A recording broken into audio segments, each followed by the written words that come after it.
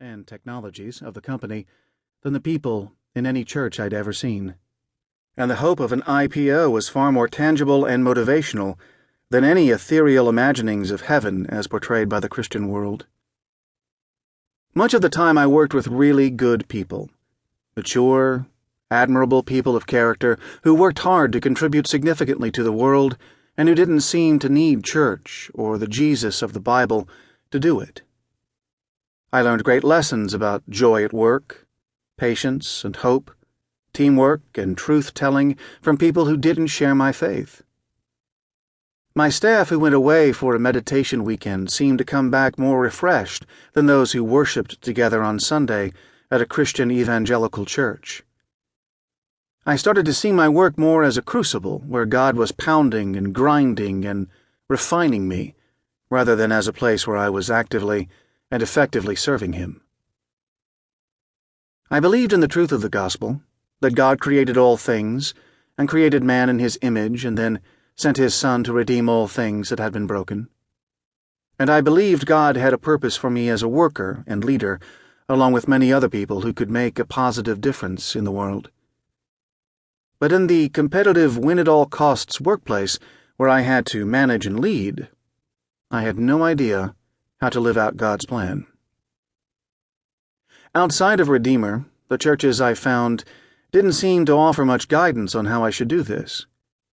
Most pastors were more concerned about helping us serve inside the church than about disciplining and equipping us to serve in the world. In the boom times of Silicon Valley in the late 1990s, many congregations seemed oblivious to any brokenness in the world or in themselves. Many who cared deeply about the poor didn't think about how the systems, structures, and cultures of our industries might actually be contributing to the fractures in our culture. Living out my faith in my work seemed relegated to small symbolic gestures, to self-righteous abstinence from certain behaviors, and to political alignments on the top cultural and legal issues of the day. The last company I led provided a remarkable leadership experience.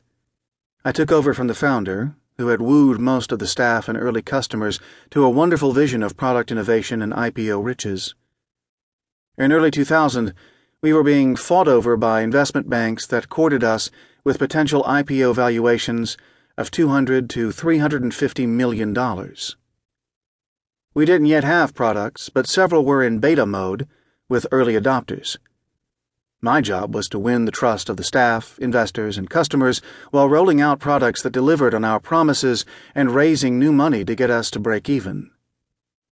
There was pressure every day to make progress in all these areas. In the process, I thought desperately about how the gospel should enter into all this. Here are some of the observations I made at the time. 1.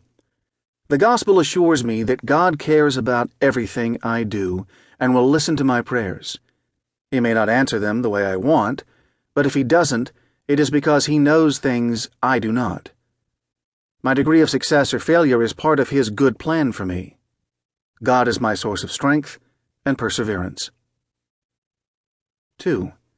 The gospel reminds us that God cares about the products we make, the companies we work for, and the customers we serve. He not only loves us, but also loves the world and wants us to serve it well. My work is a critical way in which God is caring for human beings and renewing His world. God gives us our vision and our hope. 3. The gospel is good news. In the words of pastor and counselor Jack Miller, "Cheer up! You're a worse sinner than you ever dared imagine, and you're more loved than you ever dared hope." In other words, I will continually err and sin, and yet God will prevail in my life through His goodness and grace. 4. The gospel gives meaning to our work as leaders. We're supposed to treat all people and their work with dignity. We're to create an environment in which people can flourish and use their God-given gifts to contribute to society. We're to embody grace, truth, hope, and love in the organizations we create. And 5. We're to express our relationship with God and His grace to us in the way we speak, work, and lead. Not as perfect exemplars.